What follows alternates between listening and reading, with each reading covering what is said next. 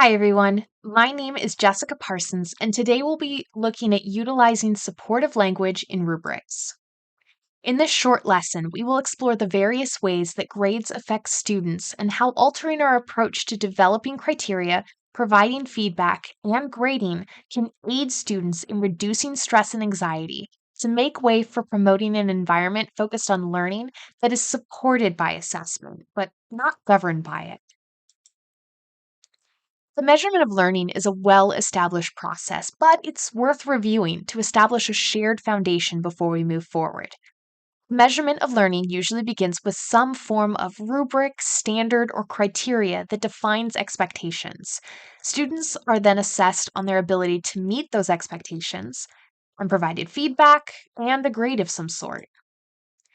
Today's students have a lot riding on exceptional grades. While getting less than a 4.0 GPA is not something that would matter to most employers, grades still represent a high stakes game that can have a direct and powerful impact on students' future success and current mental health. The pressure for teens to earn good grades comes from every direction: counselors, family, teachers, and future college admissions. All of this represents pressure and a major source of anxiety and depression. This doesn't just go away when students exit high school either. Due to the requirements and competitive nature of financial aid, scholarships, internships, and other priceless opportunities, students have a lot to lose from low grades and everything to gain from those prized A's. The inequities and inequalities in grading are persistent. Students who attended schools in lower income areas, students who are minorities, and students who come from disadvantaged backgrounds are at a major disadvantage in grading, as Horowitz and Graff identify in their research. Often, even standardized criteria are up for interpretation, which leaves students who struggled in high school or who are first generation college students more likely to misinterpret vague instructions or criteria where foundational knowledge or understanding is assumed. This leads to lower grades than their more privileged peers. This is why our words matter. We're creating opportunities and barriers to learning. And with the stakes this high, is it any wonder students are stressed? Now, we cannot stop students from caring about grades, nor should we try to, but we can alter students' relationship with the educational environment to create a learning experience that promotes learning and experimentation in a way that students feel safe in, where they aren't worrying about grades and less than 100% doesn't feel like a sentence. Reflect for a moment on your own grading practices. When grading, are you taking points away or awarding them to students? Both approaches will theoretically provide a similar grade to a student. This is a way of taking a look at your own mindset. If you answered that students are awarded points, you might look at grading from a positive approach, which demonstrates a growth mindset. You award points to recognize areas of student performance and achievement. Students who earn points will feel more accomplished and that they have opportunities to create success for themselves. If you answered that you take points away, you likely approach grading from a deductive approach, which demonstrates a fixed mindset. You take points away to demonstrate areas where students are lacking, believing that points are something that should be preserved through high performance. Your focus tends to be on looking for errors and can tend to lead students to feel high anxiety over a fear of losing points for mistakes. Ouch, right? Let's take a deeper look at this feedback that you just received. Look at the beginning of the feedback provided. You approach versus you might look at grading. One is more accusatory, and the other suggests there's room for interpretation. Undermining language sounds final. It represents a judgment or a ruling that determines a tangible or intangible idea. Supportive language looks like something that is encouraging, open to improvement and interpretation.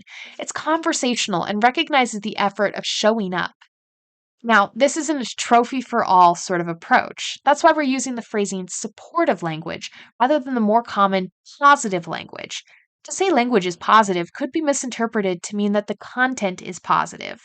Supportive language can be critical, but it does so in a way that allows students to feel empowered to improve and grow, not sentenced to a letter on a transcript. To be clear, when we talk about supportive language, we're talking about language that empowers students, gives them a sense of autonomy, and is something that can be measured not by one thing, but rather by the sum of the whole. We're recognizing effort as much as we are highlighting opportunities for future growth. We're using humble language to highlight our own opportunity limitations in understanding, to create an environment that fosters a cycle of feedback. We want students to engage in questioning and reflecting of their own performance. We want to encourage them to feel safe experimenting instead of meeting expectations. We want them to feel encouraged to achieve realistic goals and pass checkpoints in learning with confidence. Do students really grow when their main focus is to please the authority figure? Now, we're going to be focusing on rubrics today. So let's talk about how we define criteria on our rubric. By default, Canvas and a learning management system provides two criteria, or rather three: full marks, partial marks, or no marks. This language isn't supportive, nor does it encourage students to move beyond grades and points. It asks students to focus on marks. Using language relating to a standard is another common practice.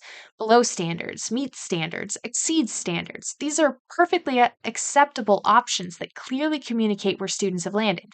But again, it focuses on achievement and not ability. Also, it's important to look at that word exceeds. If exceeding a standard is measured by recognition of full mastery, usually that coveted 100%, then it's not exceeding, it's meeting expectations.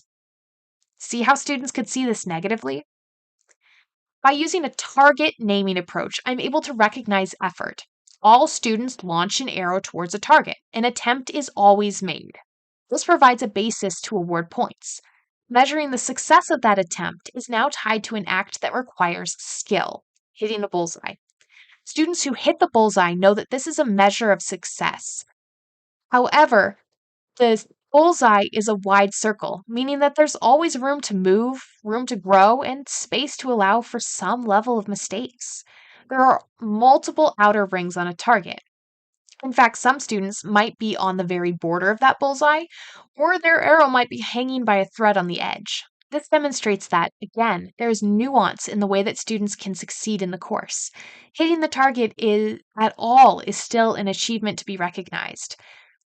Now, then we come to that coveted missed the target. The student made an attempt, but that attempt fell short or veered in an unexpected direction.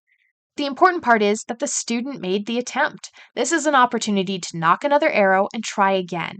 It's not a failure, it's a miss. There are more arrows in their quiver or more assignments to complete. There are more chances to hit that target. Do you see a difference?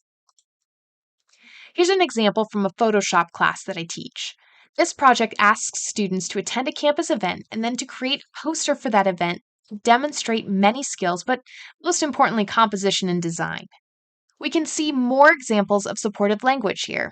We remove words like you, that can seem accusatory or overly personal, and words like exceptional, which encourage achievement.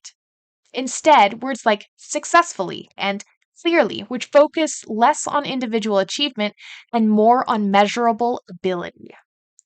Also, note that a student who does not meet the standards misses the opportunity to demonstrate a skill. This is an example of a powerful supportive phrase. To miss an opportunity recognizes that there was an opportunity. Something happened or was misinterpreted or not attempted, but it does not pass judgment on the why the standard was missed. One final thing to note about this example. Just like our bullseye, the supportive language recognizes that there is room for interpretation. Instead of saying, you have not, or there is no explanation, we mention that things might be missing or unclear, meaning that as the instructor, we could have made a mistake or misinterpreted. This invites students to feel empowered to reach out and have a conversation and create a dialogue that will inform the instructor on their effectiveness of communicating expectations, also help the student to feel like they have some level of control over the outcomes in the course. Rather than grade representing a judgment or a sentence, now a grade is something more fluid, an opportunity to be improved. Take a moment to think about feedback you've received from the authority figures in your life. What feedback has made you feel motivated to try harder, to innovate, to grow? Now think about feedback that has made you feel powerless, like the evaluation of your performance was out of your control. Feedback and criteria have an incredible power to motivate or demotivate students. It's a power we need to wield with great respect and care. All right, you've seen some examples. We've explored the what of supportive language. Now it's time for you to give it a try. Take a look at this criteria. You might find this sort of feedback on your own rubric or in your own grading criteria. This is in anticipation of the common mistakes students make when their conclusion introduces new ideas. How can we make this more supportive? There are no right or wrong answers, but yours might look something like this. Look at the wording here. Misses opportunities would make excellent inclusions for the body of the work, more fittingly. Do you see how a student who sees this criteria might be able to envision how to improve their work? If a student receives this as feedback when they're being evaluated, are they going to be motivated to improve? The answer is yes. Now the ball is in your court. It's time to take what you've explored here and apply it to your own courses and evaluation methods. This doesn't have to be big. We don't need to change our course overnight. Even changing one word or sentence can have a profound impact on students' perception of their abilities. As our brief time together draws to a close, it's time to get your feedback. How are you feeling? Remember, you can always reach out for feedback, support, or just to bounce around some ideas. If you're interested in exploring more about the idea of positive language, the psychology of grading, and various assessment methods that go beyond the scope of this course, I encourage you to explore. Thank you so much for taking this time today. You're already making great strides to supporting students, and now you have a new tool to implement and experiment with. You've got this.